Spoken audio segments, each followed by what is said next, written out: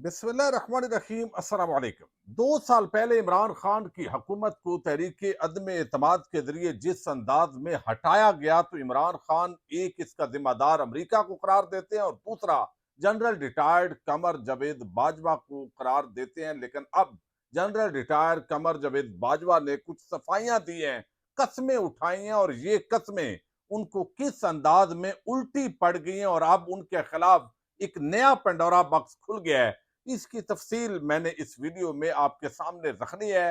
इस वक्त नून लीग के अंदर आप देख रहे हैं कि दराड़े हैं, लेकिन शरीफ खानदान भी अंदर से अब फूट का शिकार हो गया है। क्या किसी भी वक्त शहबाज शरीफ की जो हुकूमत है वो घर जा सकती है और नवाज शरीफ जो है इस हवाले से कोई हुक्म दे सकते हैं? बड़ा दावा सामने आया है। इसकी कुछ तफसील भी आपके सामने रखूंगा, लेकिन दो तीन इंतहाई आम खबरें हैं जो शुरू में आपके सामने रखनी जरूरी हैं, क्योंकि मीडिया पर इस वक्त खबरों की इतनी भरमार होती है कि आम खबरें जो है वो पसे मंजर के अंदर चली जाती हैं। एक तो ईरानी प्रेसिडेंट ने जो दौरा किया, आपने देखा कि सदर के साथ उनकी मुलाकात हुई, फिर शहबाज शरीफ से मुलाकात हुई, और हमारे इसहाक डार साहब जो है जो वजीर खारजा हैं, प्रोटोकॉल के तहत कम अज कम उनको एयरपोर्ट पर रिसीव करने के लिए जाना चाहिए था।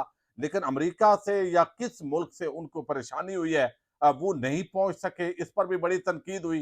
लेकिन अब उनके चाइना जाने की खबरें थी, लेकिन वो चाइना नहीं बल्कि पाकिस्तान के अंदर ही मौजूद है। चूंकि लगता यह है कि वो गुस्सा कर गए हैं, उनको वजीर खजाना शायद नहीं बनाया, और अब वो हर जगह पे वो गुस्सा दिखाएंगे।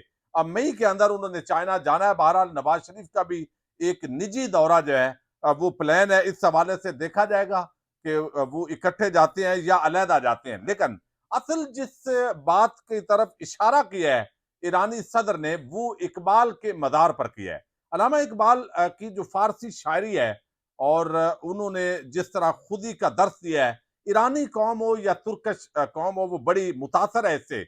और इन्होंने इसका इजहार भी किया ईरानी प्रेसिडेंट ने, और उन्होंने कहा कि मेरी ये ख्वाहिश थी कि मैं पाकिस्तानी कौम से जलसे में खिताब करता, लेकिन यहाँ पर जलसा अरेंज नहीं हो सका, और मैं अवामी इज्तिमा से खिताब करता, लेकिन कुछ वजूहात के बाद ऐसा मुमकिन नहीं हो पाया। तो ये उनकी जो ख्वाहिश है वो पाकिस्तानी हुकूमत ने बहरहाल पूरी नहीं की। लेकिन एक और बड़ी आम खबर है जिसके अंदर जो हमारे वजीर आजम साहब हैं उनको बड़ी बेइज्जती का सामना करना पड़ा है। उसका ताल्लुक IMF से। आपने देखा ईद से चंद दिन पहले एक खबर आई कि वजीर आजम ऑफिस के अंदर कुछ आम अफसरान हैं, उनको ईद के अंदर इजाफी तनख्वाह दी गई है। यानी उन्होंने काम बहुत किया है।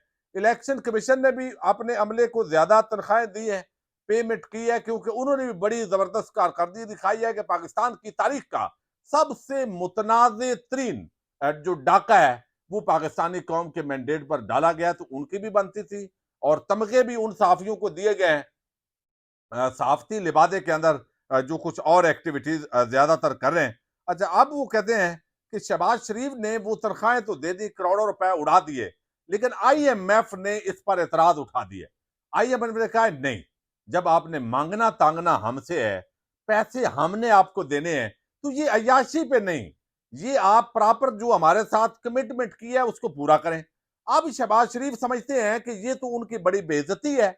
अब फार्म 47 में भी जो हुकूमत है, अब IMF को भी पता है, अमेरिकन को भी पता है, यूरोपियन को भी पता है, पूरी दुनिया को पता है कि ये हुकूमत फार्म 47 पे बनी हुई है। लेकिन इनके अंदर ऐसे है कि जैसे किसी को कुछ पता नहीं है, क्योंकि हम यहाँ पे कब्जा जमा गए हैं। तो अब वो शहबाज शरीफ जो है वो जरा दावा कर रहे हैं कि वो इसको अपनी बेइज्जती फील कर रहे हैं कि अगर हम इतना भी फैसला नहीं कर सकते, तो भाई आपने जिस अंदाज में पाकिस्तान को अरबों खरबों डॉलर का मकरूज कर दिया है, 1 खरब डॉलर से जायद का, तो आप देखें ना, फिर ऐसे तो नहीं होता। तो अब ये फैसला जो है, आज की अखबारात के अंदर भी ये खबर छपी है कि IMF के वजीर आजम आफत अफसरों को 4 इजाफी तनख्वाहों, 24 अरब की जो जिमनी ग्रांट पर एतराजात उठा दिए हैं। शहबाज शरीफ फैसला बदलने के मूड में नहीं है। IMF मुदाखलत पर फैसला वापस लेना तौहीन आमेज होगा। हुकाम वजारत खजाना, पाकिस्तान में IMF नुमाइंदे का तबसरे से गुरेज, वजीर आजम को दुरुस्त ब्रीफिंग न दी गई, काबीना रुकन, IMF ने जिमनी ग्रांट से रोका, वजारत खजाना ने ECC की मंजूरी खुफिया रखी। एक्सप्रेस ट्रिब्यून की यह खबर है। अब शहबाज शरीफ साहब रुसवाई उनके मुकद्दर में शायद कितनी है, ये चीज तो बहरहाल आएगी। अब दूसरी तरफ जो है वो जो खबर एक जमाने के अंदर शेख रशीद देते रहे कि नून में से शीन निकलेगी, उस वक्त उनका बड़ा मजाक उड़ाया जाता रहा, बहुत सारे सहाफियों की तरफ से भी और पॉलिटिकल जो नून लीग के लोग थे वो भी, कि ये कैसी बात हुई, आज तक भाई की गुस्ताखी नहीं की। लेकिन अब जो है, कल एक बयान चला साद रफीक का, लेकिन उन्होंने बताया कि ये जो है उसके अंदर एडिटिंग हुई है। मैंने शहबाज शरीफ के हवाले से बात नहीं की, असल में वो इमरान खान के हवाले से कोई बात कर रहे थे, पुरानी वीडियो थी और उसके अंदर शहबाज शरीफ डाल के जब वो सारा मामला उठा तो लगा कि बड़ी अजीब बात है। अब यहाँ पर भी जो है वो एक नून में से अमली तौर पर शीन निकल चुकी है। शेख रशीद की वो जो बात है वो दुरुस्त साबित हो चुकी है। अमली तौर पर नवाज शरीफ माइनस हो चुके, वो वजीर आजम भी नहीं बने, पार्टी के अंदर अब उनका एक ऐसे 13वें खिलाड़ी की अहमियत है। अब इन हालात के अंदर उनको कहा जा रहा है कि आप सदर बने, पार्टी के ओहदेदार बने ताकि मुतारक करें। लेकिन आपने देखा अभी ये नाराजगी का आलम है।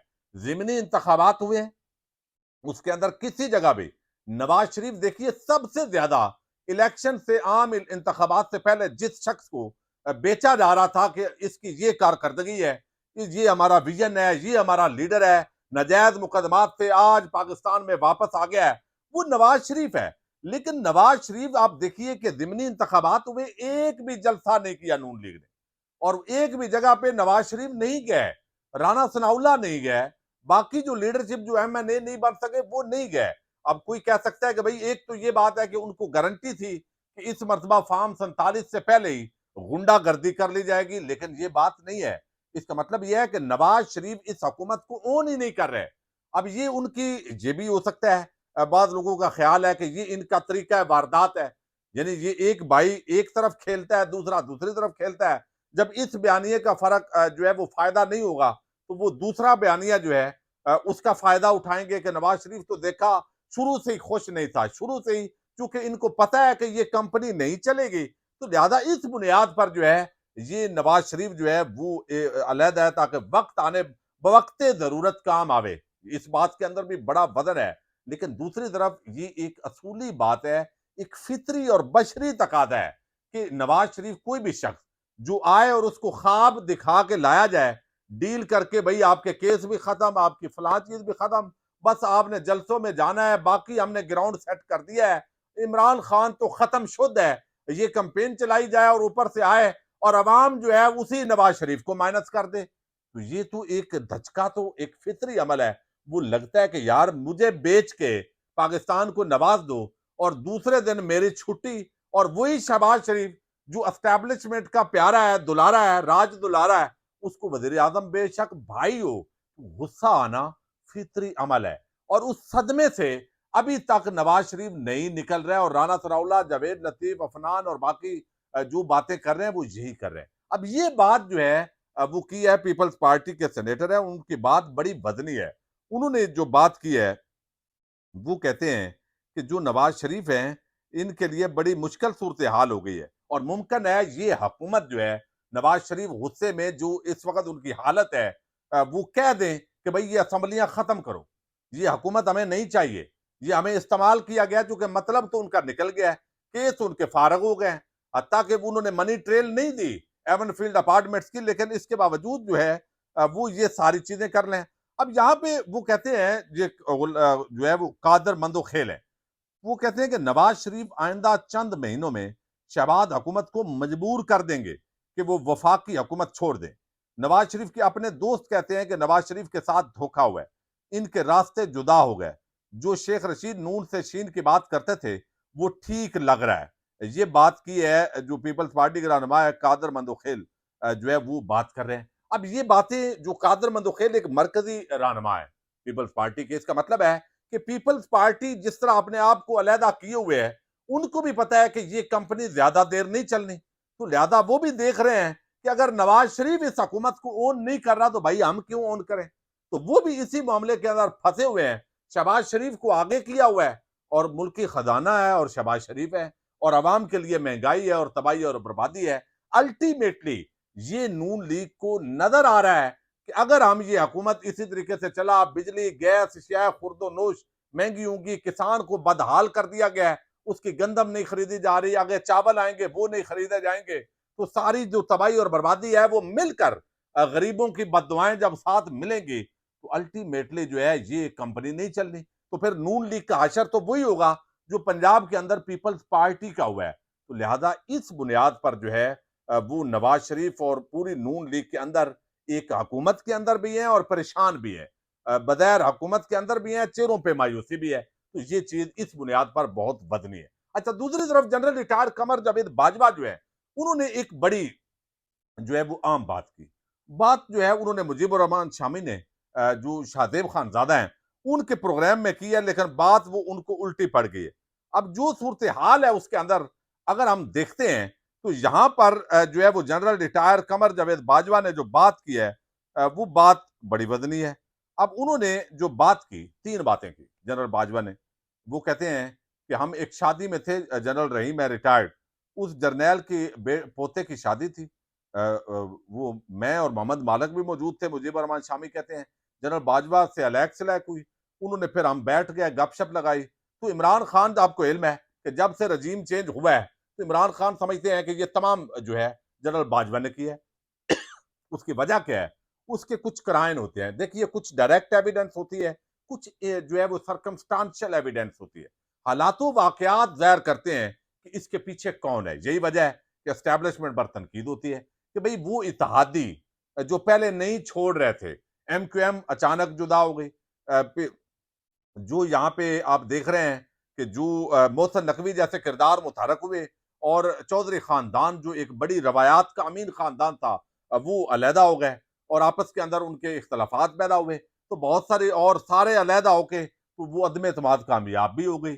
अच्छा, यहाँ पे वो कहते हैं कि कुरान पर उन्होंने हाथ रख के, जेब में कुरान भी लाए थे जनरल बाजवा साहब, हाथ रख के उन्होंने कहा कि मैं 3 कसमें खाता हूं कुरान मजीद की, रसूल पाक की शफात सल्लल्लाहु अलैहि वसल्लम की नसीब ना हो।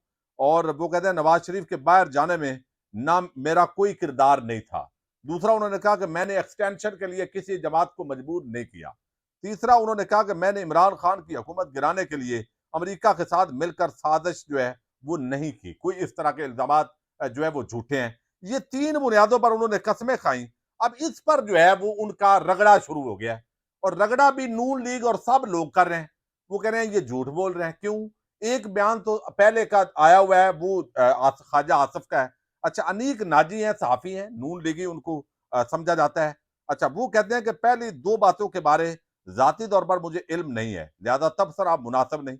लेकिन दूसरी, एक्सटेंशन के दबाव के बारे में इल्म रखता हूं। जब इनके फादर इन लॉ नए जनरल को vice of chief of army staff लगाकर 6 माह की दूसरी एक्सटेंशन का फॉर्मूला लेकर लंदन आए थे, उन्हें बताया गया था कि ये ओहदा मार्शल लॉ के दौर में होता है, जमहूरियत में इस ओहदे की कोई जरूरत नहीं। पाकिस्तान में भी दबाव का आलम यह था कि गोया चाय के साथ हर रोज ही मार्शल लॉ की धमकी दी जाती थी। ये सिर्फ नवाज शरीफ था जो दबाव बर्दाश्त कर गया और इस शख्सियत से कौम की जान छुड़ा दी। ये अनीक नाजी नून लीगी, इनको साफी समझा जाता है, लंदन के अंदर भी ये रहे हैं। तो इनकी बात जो है वो भी एक बड़ी आम है।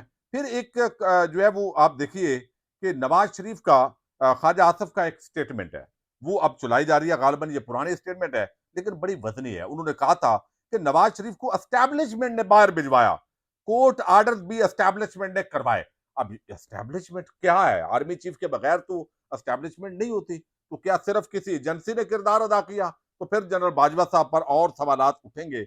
इसी तरह मतीउल्लाह जान और दीगर जो साफी हैं उन्होंने बड़े दिलचस्प तबसरे किए हैं और इस मामले पर अब मजीद जनरल बाजवा के खिलाफ जो है वो एक महाज खड़ा हो गया, नया कट्टा खुल गया, तूफान है। अब मजीद उनसे सवालात किए जा रहे हैं कि भाई आप साफियों को बुला बुलाकर, एक तरफ आप कैसे हैं सियासत से कोई ताल्लुक नहीं, बुला बुला के आप क्या चूरन बेचते रहे, इसराइल की पॉलिसी के हवाले से आप क्या बात करते रहे, कश्मीर पॉलिसी पर आप क्या स्टेटमेंट्स देते रहे, और फिर आप अपना जो मौकफ है इमरान खान के हवाले से जो आप लोगों को बताते रहे साफियों को, और फिर उसके बाद इमरान खान इज नो मोर और ये सारी चीजें जो बिकी।